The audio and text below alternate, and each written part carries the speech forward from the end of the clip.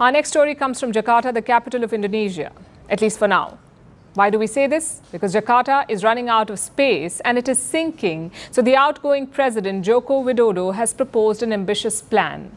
He wants to change the capital of his country to Nusantara.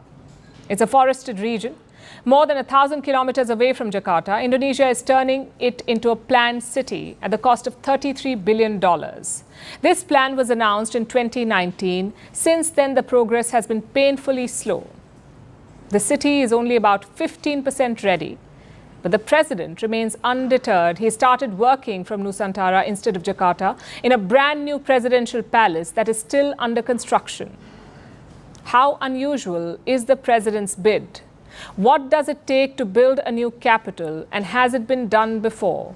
Here's a report. Imagine that you're the president of a country. Where would you like to work from? Possibly a fancy office in the capital city. But what about an under-construction building? How about 1,000 kilometers away from the country's capital? As absurd as it sounds, that's exactly what Joko Widodo is doing. He is the outgoing president of Indonesia. He's spending his remaining time in office in a new city, in a brand new presidential palace which is not fully complete yet. Today I have started receiving officials for meetings here in the president's office, but I cannot take you to see the meeting because there are still a lot of workers around, so we don't want to disturb them. That's quite the working environment. And what's behind this self-inflicted torture? Right now, Jakarta is the capital of Indonesia. Since the country's independence, it has expanded from less than 1 million people to about 30 million people. It's running out of space. There are traffic problems and toxic levels of pollution. On top of this, Jakarta is sinking. There are too many residents and they are draining the groundwater. Plus, thanks to climate change, seawater levels are rising. So in 2019, President Widodo announced an audacious plan. He wanted to change the capital of Indonesia. And his pick was this, Nusantara. The city is located in Kalimantan on the island of Borneo. Nusantara is about 1,200 kilometers from Jakarta. Kalimantan is 4 times bigger than Java. Shifting capitals is an ambitious plan and an expensive one. It will cost Indonesia $33 billion. Widodo doesn't have that kind of money. The state is shouldering 20% of the cost, and for the rest, he's relying on private investments. He has signed a presidential regulation to grant investors land rights in Nusantara. He is also working out of the would-be capital in the hopes that investors support the project. But the inflow of money has been slow, and so has the progress. Construction is moving at a snail's pace. Deadlines have been missed repeatedly. Top officials looking over the project have resigned unexpectedly. But the president is undeterred. This is a massive project. With a timeline of 15 to 20 years, this isn't a 1 to 2 year project. A lot of people think we're chasing deadlines. No, we're doing this according to what progress is there, and according to plans and the stages we've set. On August 17th, Nusantara will hold its first ever Indonesia Independence Day. It's expected to be the official transfer of the capital city. And on October 20th, President-elect Prabowo Subianto will be sworn into office. At least that's the plan. Nusantara will only be 15% complete by Independence Day. The whole city is expected to be complete by 2045. What Indonesia is doing is unusual but not unheard of. In 2005, Naypyidaw replaced Yangon as the capital of Myanmar. In 1960, Brasilia replaced Rio de Janeiro as capital of Brazil. So it has been done before. But it remains to be seen when the new capital will be relocated officially. For now, the sinking Jakarta remains the capital of Indonesia.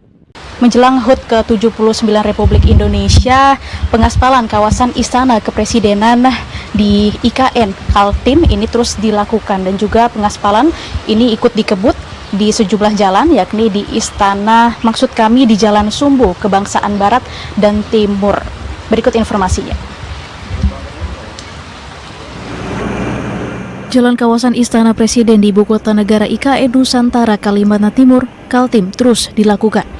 Ketua Satuan Tugas Pelaksanaan Pembangunan Infrastruktur IKN Danis Sumadilaga mengatakan, selain di kawasan Istana Presiden, pekerjaan pengaspalan Jalan Sumbu Kebangsaan Barat dan Timur di kawasan inti pusat pemerintahan KIPP akan ditargetkan selesai sebelum perayaan HUT Kemerdekaan Republik Indonesia 17 Agustus 2024. Danis mengungkapkan cuaca hujan di IKN menjadi tantangan tersendiri dalam melakukan pengaspalan.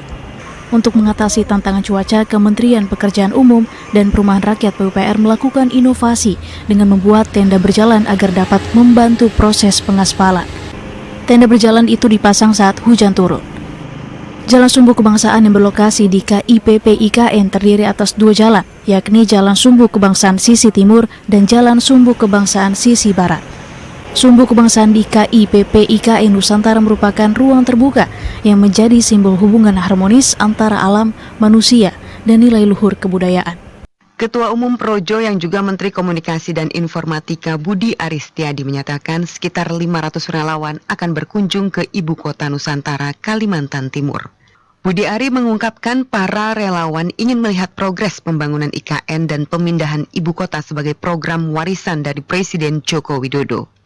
Para relawan pun bergotong royong untuk berangkat ke IKN tanpa menggunakan fasilitas negara. Ini kan legasi Pak Presiden Joko Widodo. Dan ingat, relawan berangkat ke sana itu tidak menggunakan fasilitas negara. Itu murni gotong royong dari semua teman-teman relawan. Gitu loh. Supaya kita coba ingin lihat, kan banyak juga teman-teman yang belum pernah ke sana. Emang kalian udah semua ke sana? Ada yang udah, ada yang belum kan. Nah, maksud saya teman-teman melihat bahwa serius ini rencana pemindahan ibu kota negara IKN ini sebuah program yang sangat serius yang harus kita dukung. Ketum Projo Budi Ari mengatakan relawan direncanakan berangkat ke IKN untuk bertemu Presiden Jokowi pada 24 hingga 25 Agustus 2024. Jadwal keberangkatan para relawan ke IKN disesuaikan agar tidak mengganggu persiapan 17 Agustus di IKN. Kita beralih ke informasi lainnya. Saudara, Presiden Joko Widodo akan menggelar rapat Kabinet Paripurna Perdana di Ibu Kota Nusantara, Kalimantan Timur pada 12 Agustus 2024. Semua Menteri Kabinet dijadwalkan hadir mengikuti rapat tersebut. Dalam keterangan tertulis Deputi Bidang Protokol, Pers, dan Media Sekretariat Presiden Muhammad Yusuf Permana mengatakan semua menteri akan menghadiri sidang Kabinet Paripurna Perdana di Ibu Kota Nusantara, Kalimantan Timur pada 12 Agustus 2024. Semua menteri akan menginap di Hotel Nusantara. PLT Kepala Otorita IKN Menteri Pekerjaan Umum dan Perumahan Rakyat PUPR Basuki Hadimulyono dan Jokowi dijadwalkan berangkat ke IKN pada 11 Agustus 2024. Basuki menjelaskan bahwa Presiden Jokowi akan berada di IKN pada 11 hingga 13 Agustus 2024, kemudian kembali ke Jakarta pada 14 Agustus 2024. Basuki Hadimulyono juga mengungkapkan 14 rumah tapak jabatan menteri siap untuk dimanfaatkan para menteri yang menghadiri sidang Kabinet Perdana di Ibu Kota Nusantara, IKN Kalimantan Timur. Menurut Basuki, penempatan dan pengaturan rumah jabatan tersebut bagi para menteri akan diatur Kementerian Sekretariat Negara. Pekerja dan penghuni di Hunian Pekerja Konstruksi Ibu Kota Nusantara Kalimantan Timur mengatakan terbantu karena mendapatkan air minum bersih dan gratis. Ketua Divisi Sosial Budaya Transisi HPK IKN, Wahyu Alven menceritakan para pekerja dan penghuni terbantu dengan adanya mesin filter Harmec Aquatech. Karena antusiasmenya besar dan air minum bersih yang dihasilkan cepat habis, ia menyarankan agar mesin filter dapat ditambah. Dengan ditambahnya mesin, pekerja dan penghuni dapat merasakan air minum gratis dan bersih secara merata.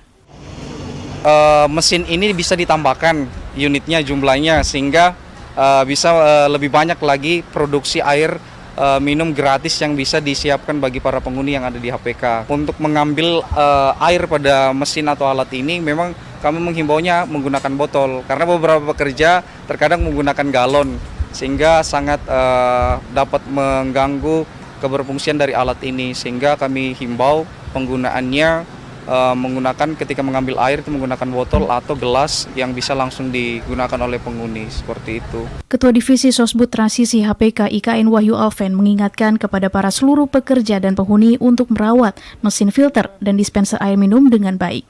Ia juga menganjurkan pekerja dan penghuni mengambil air minum dengan botol dan gelas masing-masing. Hal itu dilakukan agar mesin filter dapat digunakan dalam jangka waktu yang lama. Pekerja dan penghuni di hunian pekerja konstruksi Ibu Kota Nusantara menceritakan pengalamannya selama bekerja dan tinggal di hunian ini. Suka dan duka mereka jalani demi membahagiakan keluarga di rumah. Berikut cerita dan harapan pekerja dan warga HPK IKN sebagai saksi pembangunan IKN Kalimantan Timur. Rasa jenuh ada karena memang lingkungan kami ya seperti ini kondisinya, di tengah permukiman kami ini di sekitarnya pembangunan berjalan seperti itu. Jadi yang kami lihat ya hanya orang, kendaraan. Jadi memang kalau dibilang jenuh ya cukup jenuh seperti itu. Tetapi kejenuhan ini kami barengi dengan kegiatan-kegiatan yang kami berikan kepada pekerja, termasuk pada kami sebenarnya kegiatan hiburan-hiburan musik, perlombaan-perlombaan untuk pekerja, termasuk kami pun ikut terlibat di dalam kegiatan-kegiatan yang kami buat sendiri untuk pekerja seperti itu. Kalau kesan sih memang banyak ya, kayak duka dan senangnya karena memang di sini suasananya ya itulah, kalau hujan becek kadang-kadang, terus kalau pas cuaca kemarau debunya banyak sekali. Ya itulah senang dan dukanya. Bosan nggak sih kerjanya kan cuman situ aja? Karena merasa tanggung jawab ya dikerjakan. Kalau Masnya? Bosan sih sebenarnya enggak sih, karena kan bareng-bareng, jadi ya mungkin seru-seruan sambil bercanda lah. Masnya ada kejenuhan sendiri nggak? Apa biasa aja karena ada kawan? Enggak sih Mbak, ya seru-seru aja sama teman kan, biar tambah teman juga, puasannya juga enak gitu. Selama Tetap kerja Pak. liburnya ada seminggu? Tidak ada libur. Iya. Liburnya kalau sudah selesai kerja. Kalau kita menikmati aja Bu. Kalau kita kan tergantung usahanya. Kalau air ya bisa dicari, bisa dibeli. Listrik ya aman sih di sini, masih bagus. Sejauh ini ya kita tetap bisa eksis di sini Bu. Walaupun airnya ya kadang ada, kadang nggak ada, tapi tetap bisa kerja juga kita. Nggak masalah itu. Ya semua tempat seperti itu sih. Cukup memadai. Artinya bisa dari luar juga bisa, dari dalam KPK juga ada.